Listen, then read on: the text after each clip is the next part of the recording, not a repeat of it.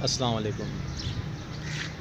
पीछे मेरी बादशाही मस्जिद है और जहाँ मैं खड़ा हूँ ये अकबर बादशाह का किला है, शाही किला।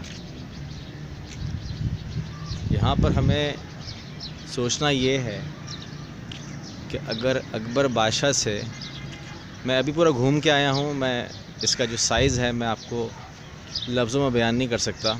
It's a huge size.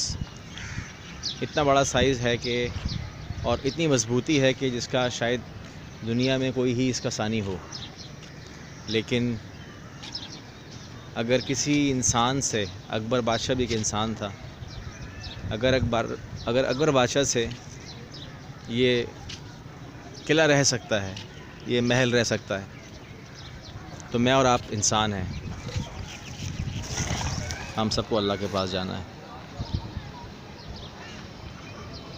जब ये उसका ना रहा तो हमने भी सब कुछ यहीं छोड़ना है।